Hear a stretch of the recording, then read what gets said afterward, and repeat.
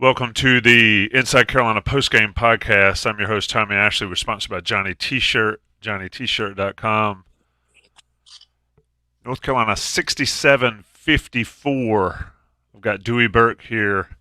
Dewey, you told some stories about PNC Arena on the last time we did this podcast. The best way to keep that crowd quiet is to do just what North Carolina did tonight. Carolina wins by 13 in a game that saw the defense just sort of grind NC State up. Your overall thoughts, and then we'll dig into it. Yeah, didn't think State played particularly well. I thought they played awful, actually. They shot 18 for 67, which is miserable. They're probably a little bit better than that, but was happy overall with how we defended. Lapses here and there, but we guarded. Obviously, people are going to talk about Harrison on the glass. RJ didn't shoot it great, but the shots he did make were timely. For me, the most exciting part of this game was Elliot Cadeau's aggressiveness. We literally talked about exactly this after the Clemson game, that he's being too passive. He needs to be aggressive, get downhill.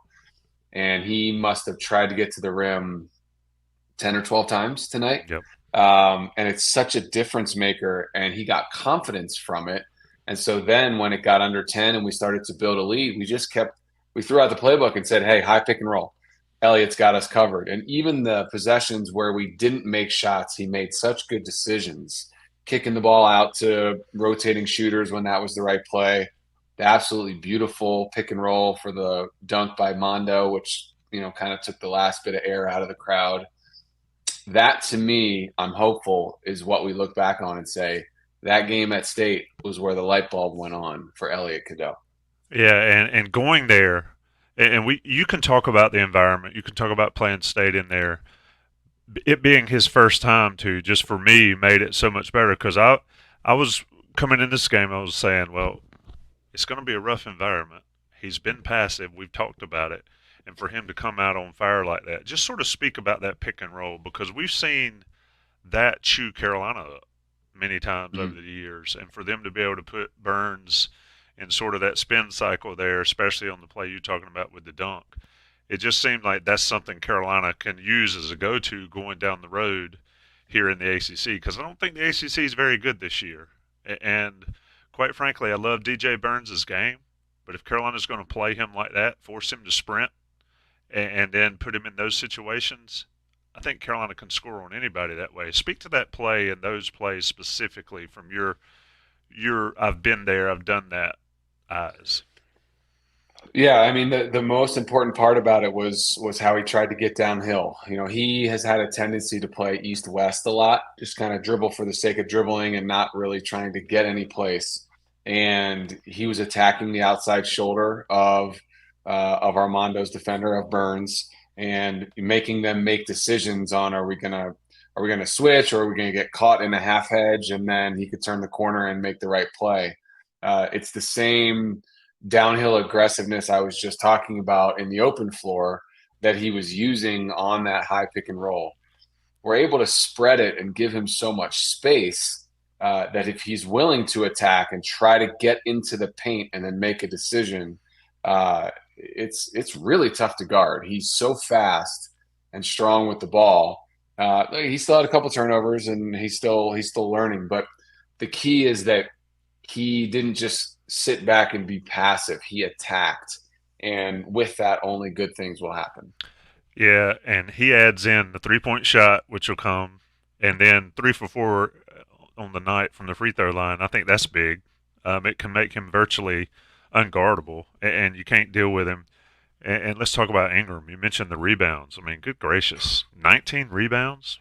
Are we serious? 19 rebounds for Harrison Ingram. It certainly helps when you get that from a guy when Bacot's not rebounding as well, is not playing as many minutes. Ingram just continues to be the guy for this team, I think, Dewey. Yeah, he flat out plays his ass off. I mean, there's no more clear way to say it. No higher compliment than I reference this my group text with my teammates a lot.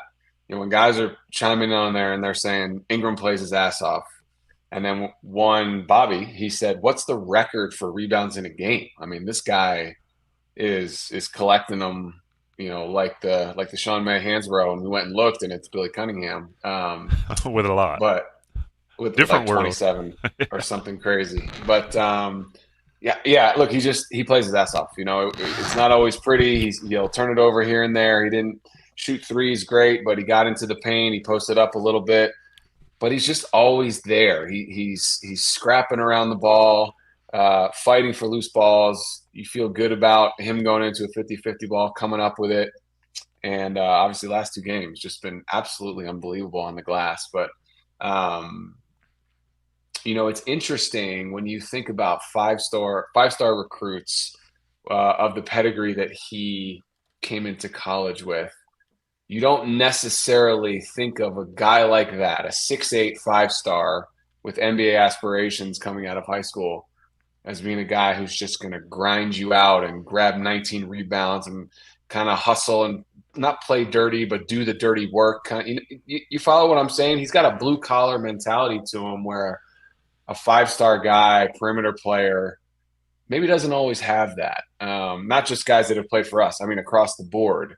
Like he's not at this level, but like Jason Tatum was a 6'8", 5-star at Duke. He never had 19 rebounds, right? He's worried about scoring and finesse and Yep. how he looks and that kind of thing. And so he's a bit of a different dude. Is my analysis. The thing about it is he's perfect for this team. Those guys you reference, they can put up a ton of points. They can do a lot of stuff. Carolina needs what Ingram's bringing to the table every night. Somebody put in the chat, I haven't looked, 45 boards over the last 3 games. I mean, that's a lot. And he's doing it in the ACC. He's done it in the ACC on the road. Carolina picks up third straight win in the ACC, 67-54. And he almost kills Wendell Murphy over there and I know. takes the moment. Yeah. And I hate seeing that. There's something visceral to me that when old people get injured, and I guess it's because my folks are old or we're old, but at any rate, pretty awesome moment there to see him go over there and check on him as well. Just an all around good guy. And to your point, he does everything this team needs him to do. Another one of those guys. And we're talking with Dewey Burke here on the Inside Carolina Postgame. Shout out to almost 700 people here on a Wednesday night. Let's get it over 700. Let's push 800 one of these.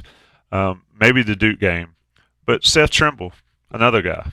He didn't have a ton of points tonight, but he continues to do the things, get little rebounds, get little deflections, but he puts pressure on a defense. Speak to him. He's so athletic too, right? We got on the open floor a little bit with him, and he plays so well above the rim, and had that one that he missed late when I probably thought he got fouled that they didn't call, that I was hoping he was going to try to punch, which would have been a highlight reel. But he really seems comfortable in his role. We're not going to run anything for him, but attack the glass, try to get to the rim in transition and guard. And he's really done that well. And actually, I think it's unsung, but for Jalen Washington to play a little bit more minutes because of Mondo's foul trouble and not have a steep drop off. It's not like when Jalen came in, Burns went crazy. He held his own. I know he had a number of fouls, but look, he had 8 rebounds and really hung in there and kept us going, including a nice little tip follow on a missed layup. So I thought he contributed. Zayden came in and made a bucket. Early when it was you're still kind of feeling the game out. Cormac made a couple shots early. Didn't have his best game. Still kind of searching for him to get consistent. But the 2 threes he made were big, and as I said earlier, RJ didn't shoot it great, but the shots he made were timely because they really helped push us into the lead for good. Yeah, and you talk about Washington. I mean, guarding a guy that can move is not his best attribute. He struggles with that. But for him to be able to body up on Burns, and I think his length bothered Burns. One thing about DJ Burns is when he's at top stamina, he hadn't dropped that meter hasn't gone to 0. He's got great footwork. And for Carolina to be able to wear him down, and I thought NC State should have gone to him every time, but Washington, to your point, Washington's ability to sort of wrap him up and keep him out of there. Do we speak to role players, and people tend to think role players is a bad thing, but role players like Washington, and you mentioned High, even Trimble to a certain extent, but he's almost become a 6th starter. Jalen Withers getting some minutes.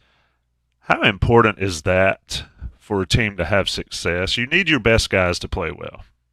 R.J. Davis and Armando Bacot have to play well for this team to be as what they want to be. But when the guys 7, 8, and 9 down the bench make plays, Hubert Davis got to love it, man. I sure love watching it. It's fun to watch guys come off that bench and make game-winning plays, and we saw a lot of it tonight. They're a true team. I mean, these guys have seemed to settle into their roles. As you said, we're going to look to get scoring out of RJ and Armando, and as those two go, generally, we're probably going to go.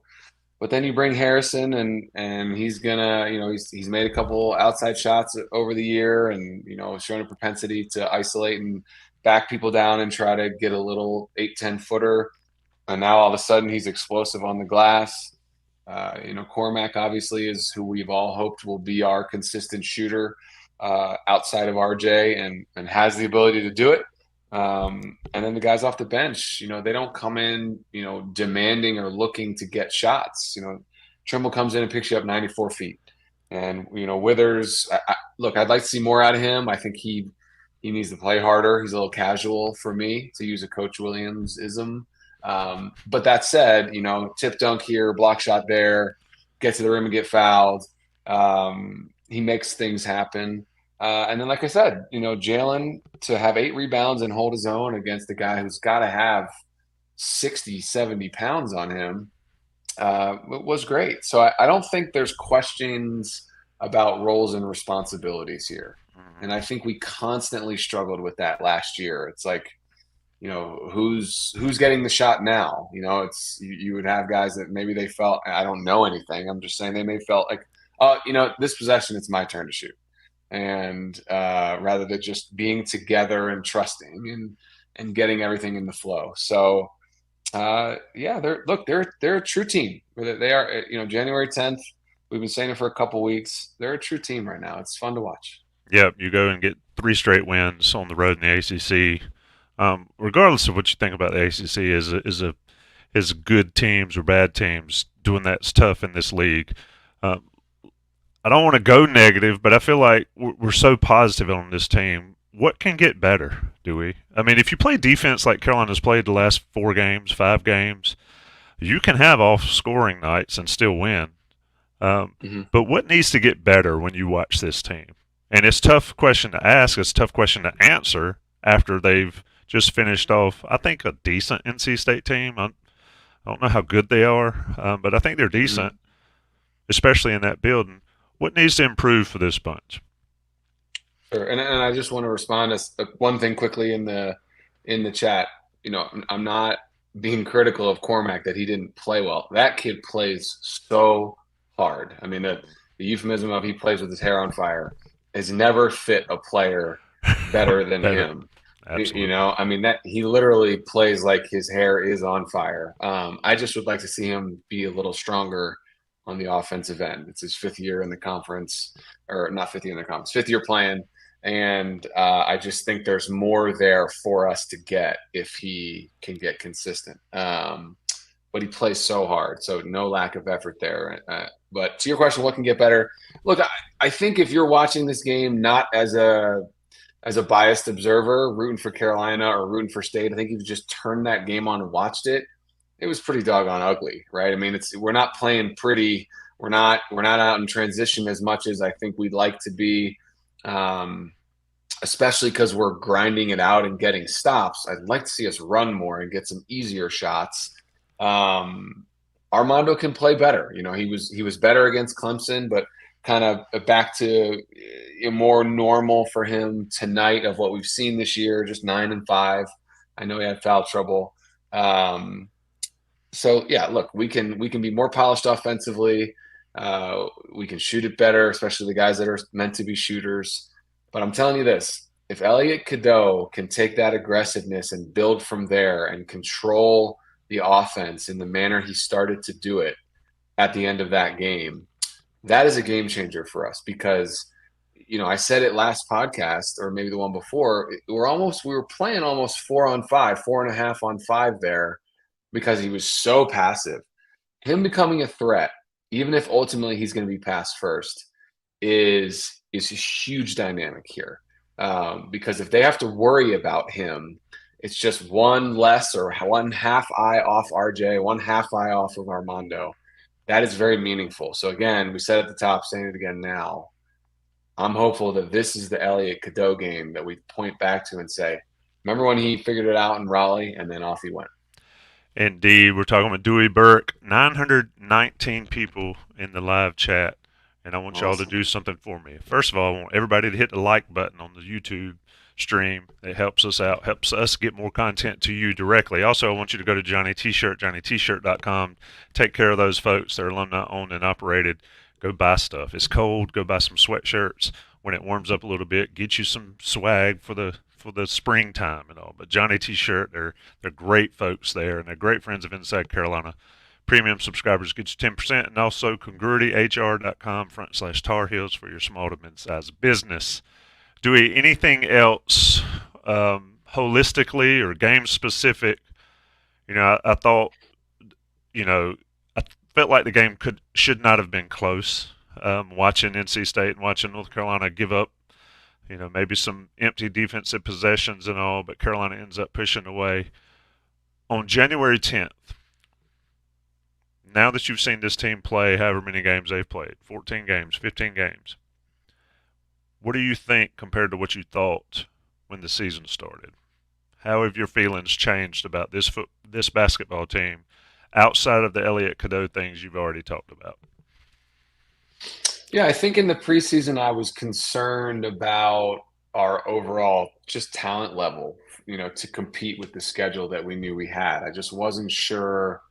I wasn't sure what we were getting in Harrison Ingram. I wasn't sure what we were getting in Cormac Ryan. And, we had a freshman point guard. We felt like we knew what we had in RJ and Armando, and that was about it. And so there were so many unknowns as far as personnel for me. And then it kind of had to linger in the back of your mind. Is there any hangover from the prior season about, not always being together, not always being on the same page? And the second point, those questions are answered. I mean, Coach Davis has got these guys together. They believe they are emotionally connected, as we've been saying for weeks now.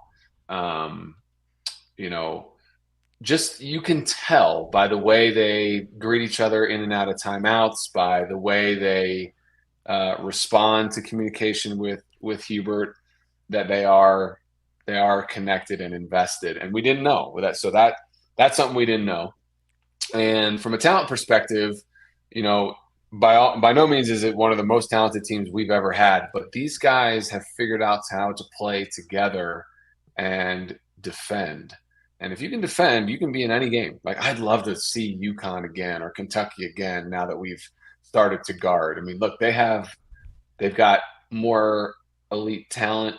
They're bigger, they're more athletic, but we can guard. We're showing that we can guard. And so I think we can be in every game. We still don't have a huge margin for error on the offensive end.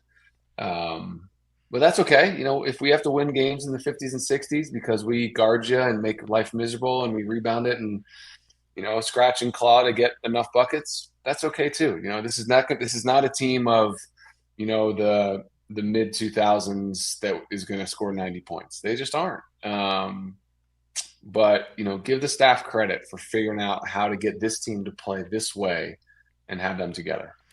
Yeah, I think if you look at the adjustments that they've made, just subtle adjustments, whether it's defensive style, whether it's switching everything and not switching everything, they have managed to put it together, and they are riding high now. We've got 982 people in the chat. I want to let you go, but I also want to see if we can get to 1,000. 18. Yeah, we're gonna get to 1,000. So let's answer a couple questions in the chat, yeah. and quite frankly, they are flying by, so I can't keep up as much. I know, I can't keep up. But just sort of, somebody asked, and a lot of people have said something about the flagrant stuff and the stuff they called on Bacot. Here's my take on that. They missed the flop, but they felt like they missed a foul, so they had to call something on Bacot. But as far as Bacot getting caught up in that, and I don't want to make it a negative on Bacot, but what do you say to him as a coach? if you're in that situation where you're big, one of your important players has picked up a cheap one there. It's a little chippy. What goes on in that huddle from when you've been around there? And I know it's different with Yeah. Hubert and maybe from Roy Yeah. Williams, but just in general. Yeah. I don't. I'd actually be surprised if they had to say anything to Armando. I mean, he's just there's nothing that he hasn't seen. He's been there. Stuff gets chippy. People come at him. The kid flopped. He kind of pushed him, but the kid flopped. I yeah, I thought that was nonsense. Whatever. It was unfortunate he picked up his second foul, gets in foul trouble. I would tell you that if I had to guess, I bet you they hardly said anything to him at all. I mean, I just think if he can't work himself through that mentally at this stage, you have other issues. So I don't think that should have been a big deal. I still think that he's playing frustrated instead of playing with a chip on his shoulder. How's that? Like, do you know what I mean? Like, do you kind of sense that He looks he he he looks for a foul when he doesn't make a basket, or really all the time, rather than just going and balling. yeah, just go play. I mean, I said this a couple games ago, and I need to actually go do it. Like, I want to go back and watch a game from like February 10th, 2021, when we went on that run. Like, obviously it was also Caleb and RJ, but Armando was like a different dude. Like, we sat here on this podcast 2 years ago during that period, and we're like, this guy is putting up Sean May numbers. Like, this is wild what he's doing. And I remember saying, this guy is just flat out working everybody. Like, he just is relentless. You wouldn't watch him so far this year and say, man, that guy's relentless. That's not a word you'd use. So he's got more. I'd love to see him figure out a different mentality. Like, stop being so frustrated, stop looking for calls, just find that chip on your shoulder. Because yeah, I mean, you remember that run. Oh, he was Obviously, all the just way wearing people out. wearing people out. I mean, I don't know if he's got some nagging injury or whatever, but he's not the same, right? And he's no less talented, no less skilled, none of that. It's just relentless is the right word. He wouldn't say that right now. Yeah, and people don't make the mistake to think we're being critical because he's still great and he still puts up a ton of numbers and he's still exactly what this team needs. But I agree. I mean, just play. You're not going to get the calls. I've found that arguing or throwing your hands up doesn't work in the ACC unless you're certain guys. But Bacot guarding DJ Burns, that was an interesting matchup. Dewey, last question I have for you. Are you surprised at the number of post moves at this point in his career? And again, when he's the garbage man and he's getting all these rebounds and putbacks and all, but are you surprised about the post moves, maybe lack of post moves sometimes? I mean, it doesn't seem like he has a go-to there repeatedly. Like Burns, he's going over his left shoulder, over his right shoulder. What could Bacot do there to improve? And again, I'm not being critical of the young man, just talking about Mhm. how he can be even better than he has been for North Carolina. Yeah, I think so far this year, when he's caught it on the block and banged and tried to spin one way and spin the other, and then he gets himself kind of caught under the rim, and he's not explosive enough to go up and just stuff the ball and the defender in the rim. He's not capable of that. My favorite play tonight was when he caught the ball a little bit out past the free throw line and just caught it and went right at Burns, made a quick move and finished. Um, he kind of holds the ball down there and pounds and pounds and pounds and allows himself to get off balance and just doesn't always take a high quality shot. I'd like to see him be a little bit more decisive, just get it and go. And if it's not there, then kick it out and repost. He even a couple times tonight when he was posting and didn't get it, kind of did like the frustrated thing with you gotta knock that shit off, right? Excuse me. You gotta knock that stuff off. Like, you gotta go play, repost, find another way to get the ball. He was better in the second half going out and setting ball screens because that's what we were running. Um, but yeah, I just think he's playing frustrated. He's exasperated out there at times, and I wish he would find the joy in it again and find the relentlessness that he had for some really long stretches, and that'd be the difference maker for us. Yeah, and the moral of the story, folks, as we get out of here, shout out to the 1,000 plus that have joined us in the live chat. Just insane numbers here at Inside Carolina. It's all about you, Dewey. They don't come see me; they come to see Dewey Burke breaking it down. But the moral of the story is Carolina is on a roll right now, and there's so much more out there for this team, from a team perspective, from an individual player perspective. Whether it's Elliot Cadeau, whether it's Armando Bacot, getting back to the 2022 February, March, April Armando Bacot. This team has so much more to go, and it's such a big difference from the last couple seasons, minus that run that we saw to New Orleans. Dewey, it's always a pleasure, man. These are fun. We talked about how they stunk when the games didn't go the right way. These are great when the games do it, man. Shout out to you for joining me, and shout out to the crowd. No, that's great. Thanks everybody for listening. We appreciate it. And I'll leave you this. We talked early December. We said, hey, we got a gauntlet coming up. We're going to find out a lot about this team. And as frustrating as it was to lose to UConn and lose to Kentucky, they learned. They grew from that. They came together. They guard you, and they've really played great ever since then. So give the kids credit. Give Hubert credit. Hope they stay healthy. And we'll see if we can keep the run going. Yeah, I chose my glass tonight. Tar Heels been riding the lightning on their way to first in the ACC, taking care of NC State.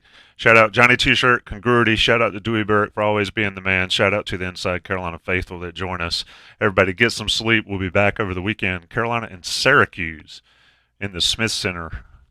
Another interesting game. No more zone from Syracuse. So who knows what to expect out of that one. Thanks, everybody.